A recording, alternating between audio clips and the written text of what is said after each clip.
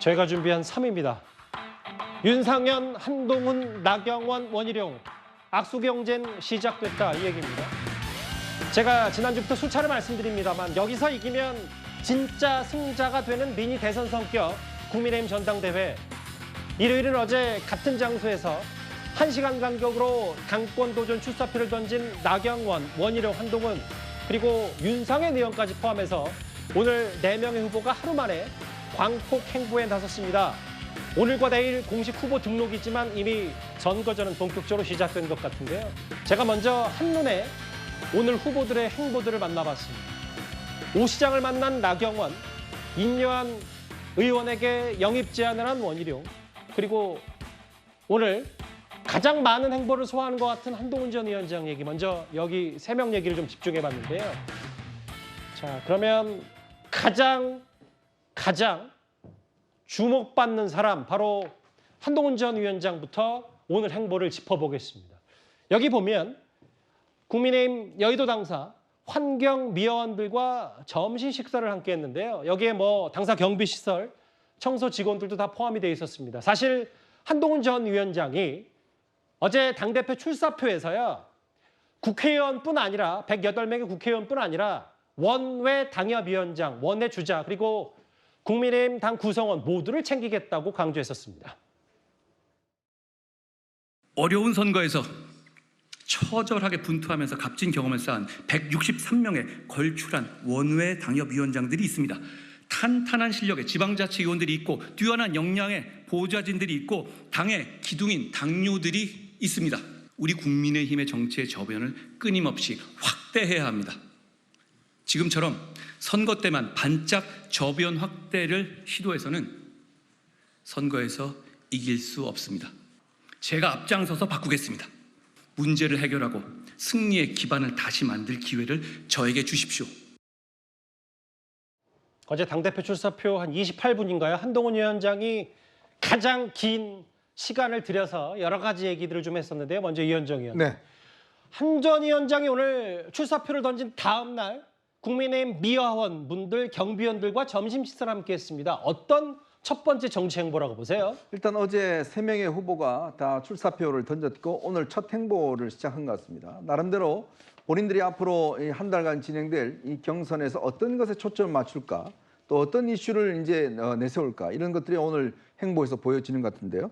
나경원 후보 같은 경우는 오세훈 서울시장을 면담을 했습니다. 나경원 후보가 얼마 전에 대구 내려가서 이제 홍준표 시장과 이철우 경북지사를 만났죠. 그리고 이제 오세훈 시장을 만났습니다. 그만큼 이번 선거에서 대구 경북과 그다음에 이제 서울 지역 이런 어떤 표심들이 중요하다 보니까 예. 자치단체장 중심으로 일단 행보를 시작하는 것 같고요. 또 원희룡 후보 같은 경우는 지금 본인의 어떤 이 같이 뛸 수 있는 동반자 지금 이분들을 지금 모색하고 있는 것 같아요. 예. 최고위원 후보를. 그래서 지금 인요한 의원을 지금 뭐 일단 설득하고 있는 것 같습니다. 이와 함께 지금 한동훈 비대위원장 전 후보 같은 경우는 항상 한동훈 후보 같은 경우는 본인이 법무부 장관 될 때도 그랬고 그다음에 비대위원장 될 때도 그랬고 첫 번째 행보를 주로 이 청소하시는 여사님들과 어떤 경비원 하시는 분들 이런 분들하고 함께하는 행보를 하고 있어요. 그러게요. 그만큼 이 우리가 사실은 뭐 일을 하면서도 참 뒤에서 많이 도와주는 분들이 있지 않겠습니까? 예. 그런 분들을 잊지 않겠다라는 그런 행보의 어떤 일환인 것 같습니다.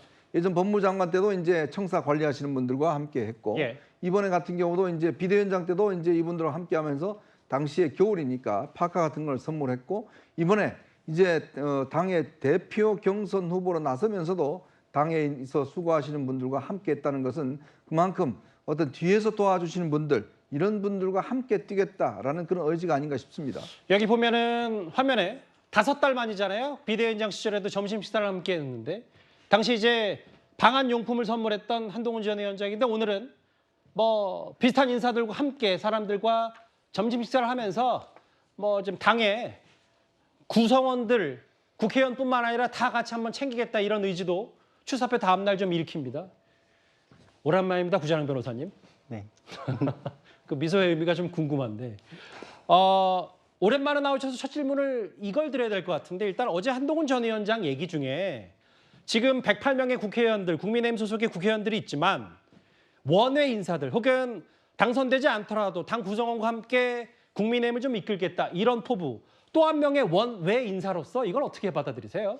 저야 뭐 정치적으로 이제 자연인 입장이지만 제가 겪은 위원장님에 대해서 말을 하자면 예. 사실 누구에게 편중되거나 차별을 두지 않는 분이시거든요. 선거 과정에서도 방호원들과 미화원들과 식사를 했을 때 당에서 이게 처음이었다라는 얘기를 듣고 오히려 놀랐었는데 이렇게 세심하시구나라는 걸 느꼈었고 그때 당시에 명절이 있었는데 명절 선물에 대해서도 높으신 분들께 의뢰 책정해서 선물을 보내는 금액으로 책정돼 있던 걸 돌려서 연탄 봉사 활동을 했었는데 그것도 처음이었거든요. 그러니까 당의 일원으로서 일하는 분들에 대해서는 누구에게도 다 똑같은 관심을 가지고 존중하면서 원팀으로 가겠다 이런 마음을 항상 비추셨기 때문에 예. 저도 한동훈 위원장님과 함께 소통하면서 방호 요원과 저도 친해졌었어요. 그래서 그러니까 그때 당시에 당직자들 만났을 때 내가 이렇게 오래 일했는데 애당심이 이렇게 폭발했던 적이 없다 이렇게 예. 얘기를 하셨을 정도였거든요. 예. 그게 원외 당협위원장들에게까지도 영향을 미쳐서 함께 뛰는 구조가 만들어져야 된다 이런 생각을 갖고 계신 걸로 보이는데 예.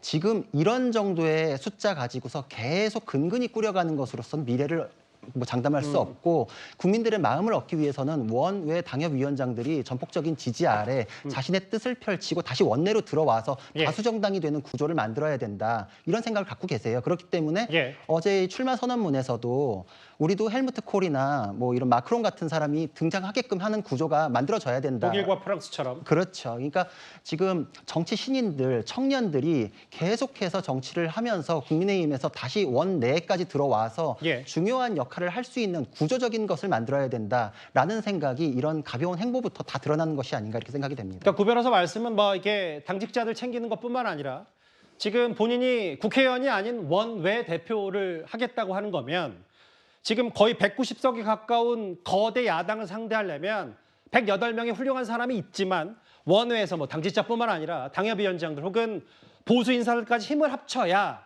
그게 뭔 당권이든 대권이든 현 정부에 대한 견제를 막을 수 있다. 이런 포석이다. 이렇게 보시는 겁니까? 그렇죠. 그러니까 더 미래까지도 보신다 이런 생각이 들어요. 지금 두 가지를 딱 이제 말씀을 하셨는데 보수 재건 그리고 정권 재창출 그게 없이는 우리가 지금 정권을 내준 그 이후에 다시 찾아올 수 있는 기약이 없다 이런 이제 위기감을 느낀 것으로 보이고. 예.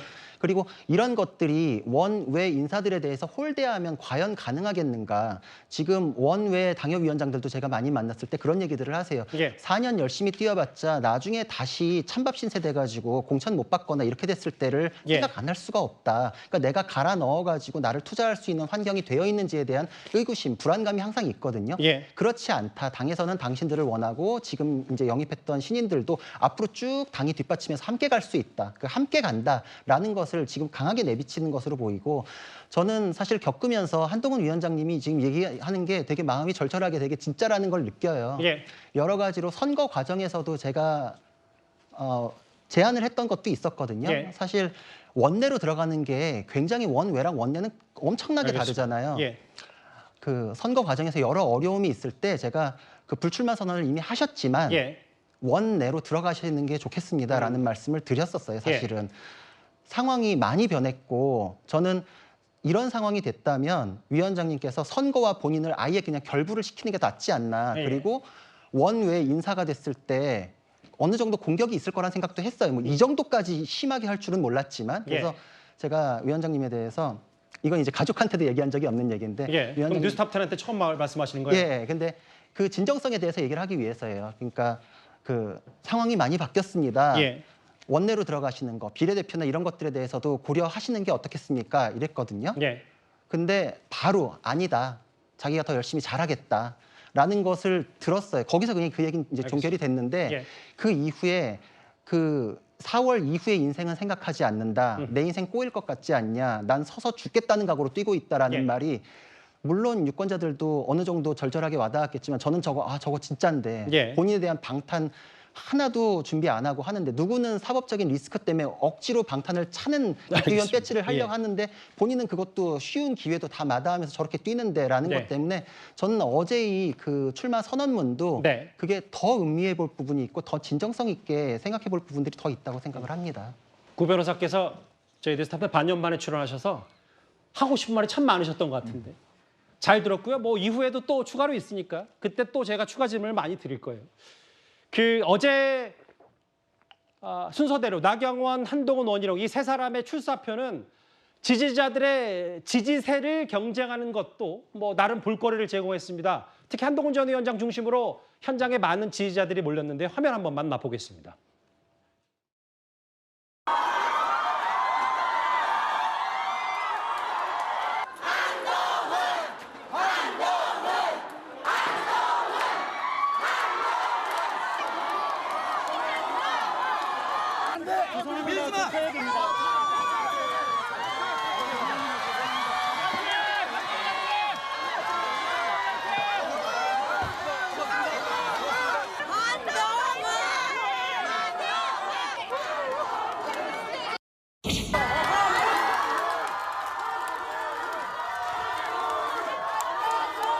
말씀드릴 기회가 없었는데 여러분들이 저를 많이 응원해 주셨던 것이 제가 잘 압니다.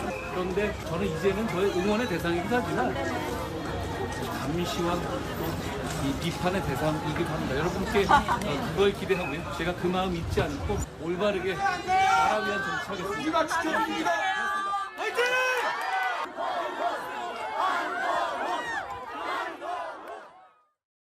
뭐 다른 후보들의 지지자들도 함께 출사표 던질 때 같이 이제 동행해서 여러 지지세를 좀 확인하는 자리였지만 특히 정말 오랜만에 한 2달 넘게 만에 한 전 위원장이 공식 행보를 했기 때문에 많은 지지자들이 몰렸는데요. 그 성춘 부장님, 저건 어제 얘기고 한동훈 전 위원장도 여의도 한 빌딩에 캠프를 꾸렸는데 실제로 보니까 여러 화환들이 지금 속속 도착했는데 거기에 좀 우스갯소리로 홍준표 시장 관련된 화환이 있는데 저거 진짜 홍 시장이 보낸 건 아니겠죠?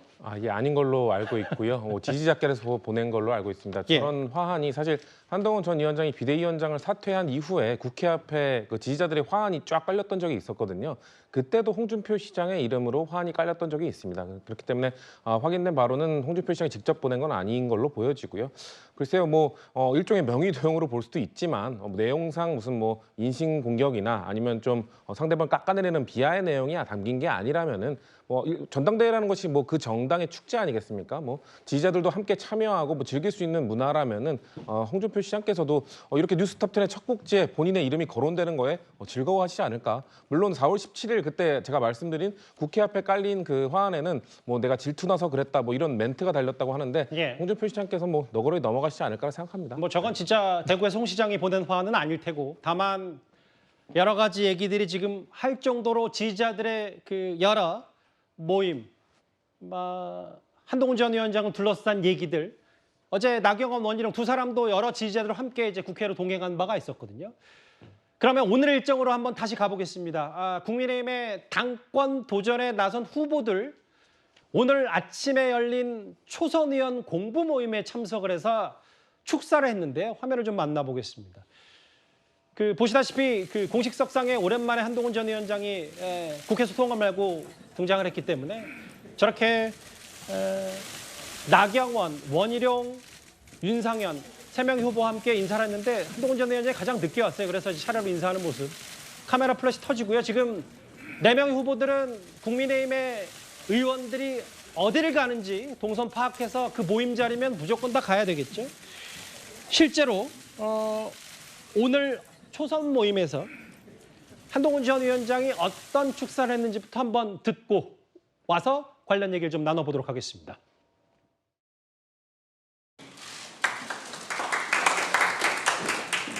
이재명 대표는 대통령이 되면 안 된다? 감옥 가야 된다. 이런 말로 끝나는 게 아니라 이런데도 괜찮아? 이거 괜찮습니까? 라고 우리가 국민들께 생각해 볼 만한 지점을 던져드리는 것이 저희의 싸움의 방식이라고 생각합니다. 저는 지난 2년간 거대 야당과의 싸움에서 최일선에서 몸살이지 않고 싸워왔습니다. 그런데 제가 생각하는 방법은 이런 방법이 가장 효율적이었습니다. 이재명 후보가 나쁘다. 범죄자다. 이렇게 단면적으로 얘기하는 것이 아니라 우리는 이런 헌법적인 가치를 지향하는 나라고 이런 사람이 대통령이 된다고 나서는 게 말이 되는 얘기야? 라고 생각하시게 만드는 방식이 우리의 싸움의 주요한 방식이라고 생각합니다.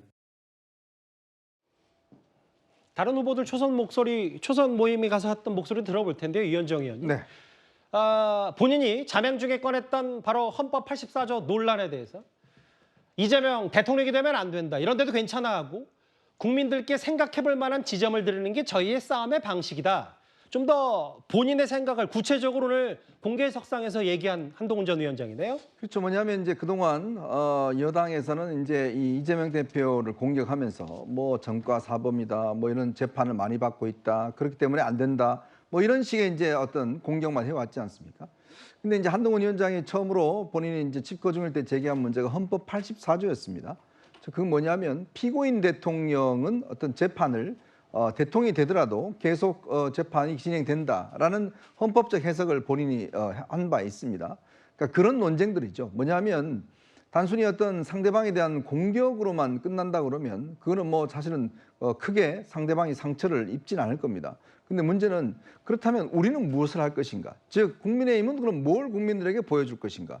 그리고 그런 분들이 만약에 어떤 대통령이 된다고 했을 때 과연 헌법적 가치에 맞는 것인지 좀 더 어떤 면은 고차원적으로 이 문제를 접근하는 방식 이거를 제기한 것 같아요. 즉 비교를 된다 그러면 저쪽 사람이 안 된다 그러면 우리는 그럼 과연 되는 것인가?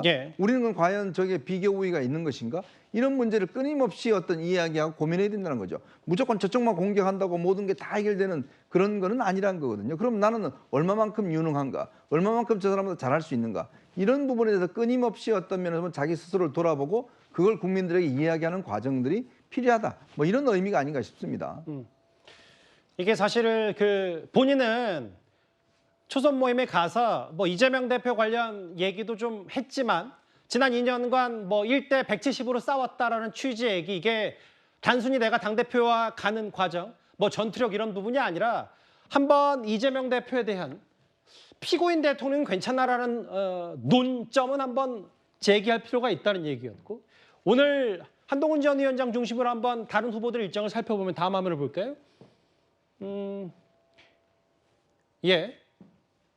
어제 오후 당협 워크숍 4명 같이 갔고요. 오늘 아침 초선 의원 공부 모임 4명 다 동시에 출격했습니다. 10시에 창립총회에서도 다 국민의힘 인사들이 모이는 곳에 모습을 드러냈는데 실제로 다 각각 키워드가 있어요. 근데 특히 한 전 위원장의 캠프 이름도 좀 주목해 볼 필요가 있습니다. 구자영 변호사님. 새로운 변화가 필요한 시기다. 그 시작이 한동훈이다. 시작. 이거 어떻게 좀 받아들이시겠어요? 본인 쪼대로, 그런 표현을 좀 하신 적이 있거든요. 본인 쪼대로의 정치는 이제 시작이고 본인의 색깔로 풀어나가는 정치의 시작, 그리고 보수 재건의 시작, 정권 재창출로의 시작, 이것에 대해서 선포를 하시는 의미다, 이런 생각이 들거든요. 지금 기존 정치를 쭉 이렇게 연결해가지고 지난 총선을 치렀을 때 본인이 온전히 보시는 이제 그림대로 할 수 있었는지에 대해서 국민들께서도 한 전 위원장이 본인의 색깔로 본인의 온전한 그런 결정으로 치룬 게 맞는가라는 것을 좀 궁금해하시는 부분들이 있잖아요. 그것에 대해서 내가 내 색깔로의 정치를 하고 그리고 내가 당정 관계에 있어서도 내 색깔로 풀어내는 것이 결국은 정부 성공에 도움이 될 수 있다라는 걸 보여주겠다. 그 시작이 지금 당대표로서의 출마다, 이런 것을 결심을 하신 것으로 보이고, 사실 한 전 위원장님께서는 공부를 하고 성찰을 하겠다라고 해서 처음에는 패배에 대해서 굉장히 아프게 생각하셨고 당 지지자들을 추스르고 위로하는 시간을 굉장히 가지려고 했었어요. 그러니까 어제 출마 선언문에 나왔던 얘기 그대로 그것을 또 바꾼 것도 국민들께서 지금 불러내신 그런 모양새가 됐잖아요. 그것에 대해서 자기가 보답하는 것, 그것의 시작도 지금이다. 그래서 시작 캠프라는 이름을 붙인 것으로 생각이 됩니다. 시작. 모두가 변해야하고 그 시작이 한동훈이다. 다른 캠프들 이름도 한번 짧게 만나볼까요? 여기 보면 한동훈 전 위원장은 시작, 나경원 캠프는 재집권, 윤상현 캠프 보수혁명, 원희룡 선거 캠프 원팀. 각자 본인들이 주장하고 이렇게 당대표가 되면 하겠다는 취지의 핵심 단어들이 여기 딱 녹아있죠.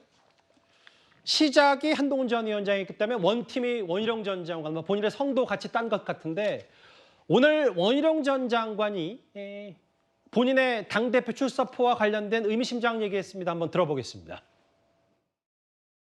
김유한 의원님도 좀 대통령님과 좀 가까운 인사로 분류되고 좀 일각에서는 이제 장관님의 출마를 두고 좀 이제 윤심이 작용한 거 아니냐 이런 이제 주장도 나오고 있는데요. 뭐 친윤이냐 하는데 저는 그런 딱지 붙이기 자체를 거부하지만 굳이 물어본다면 집권 여당의 당대표가 되자는 사람이 대놓고 반윤하자고 달려들면 그 집안이 콩가루 집안이지 우리는 모두 친윤이 돼야 된다. 대신 저는 할 말 하는 용기 있는 친윤이 될 것이고 정권 재창출로 완성시키기 위한 그런 책임이 있다고 생각을 하기 때문에 그 책임을 다하기 위한 친윤이라면 저는 기꺼이 친윤이 돼야 되고 모두 친윤이 돼야 된다고 생각합니다. 원희룡 전 장관 아예 기자들과 눈높이를 맞춘다고 바닥에 앉아서 이제 브리핑을 했는데 조기현 변호사님, 당대표 후보가 반윤이면 콩가루 집안이고 우리가 모두 친윤이 돼야 된다. 대신 할 말을 하는 용기 있는 친윤이 될 것이다. 이제 당대표 본격적으로 출사표 던졌기 때문에 말 한마디 한마디가 다 의미가 커지거든요. 이 말이 오늘 좀 핵심이었는데 어떻게 받아들이셨어요? 누가 봐도 친윤 후보죠, 원희룡 후보는. 근데 지금 원희룡 후보가 말하는 것처럼 대통령 임기가 3년 남은 시점에서 사실상 반윤으로 분류되고 이거에 대해서 이렇다 할 반박을 하지 않는 한동훈 위원장이 있지 않습니까? 이제 이런 거를 보면 이게 그 지금 여당과 대통령의 현재적 상황인 거는 분명해 보입니다. 원희룡 장관이 용기 있는 추인이 될 것이다. 이게 너무 추상적이에요. 세 분 다 출마 선언에서 한 내용들을 보면 현재 문제에 대한 진단이 구체적이지 않습니다. 모두가 좀 추상적이고 한동훈 위원장 역시 보수의 가치의 혁신이라든가 또 보수 재집권을 얘기한 나경원 의원도 그렇고 예. 과연 어디에서 출발해서 뭘 바꿔야 될지에 대해서 구체적 얘기를 없이 사실상 친윤, 비윤, 반윤의 구도로 이번 전당대회를 치르려는 것이 명확해 보이고 사실 원희룡 후보가 저렇게 말씀하시고 굉장히 원론적이고 필요한 말씀이긴 한데 이 내용은 사실은 누구는 친윤, 누구는 반윤, 그중에 내가 진짜 친윤이다 이걸 강조하는 말씀 아니겠어요? 한동훈 전 위원장은 반윤이다 이 말을 하는 것과 비슷하다. 그렇죠. 그러니까 그 뒤에 또 이어진 내용들을 보면 특검과 관련해서 또 비판을 합니다. 이런 맥락에서 보면 본인은 대통령과의 관계를 확실하게 지원을 받고 있는 사람이고 당내에서도 나는 친윤이다라는 걸 명확하게 하는 메시지를 앞으로 더 드러낼 것으로 보입니다. 이 구도로 이 전당대회 이번 선거는 치러질 수밖에 없기 때문에 말로서는 그럴듯하게 어떤 명분을 세우는 것 같지만 실제 친윤이냐 뭐 반윤이냐 대통령과의 관계가 어떠냐 이런 부분에 있어서의 어떤 긴장감이 계속되는 선거가 될 것으로 봅니다. 예, 명확해졌어요. 구도는. 또 하나 이번에는 나경원 의원 차례.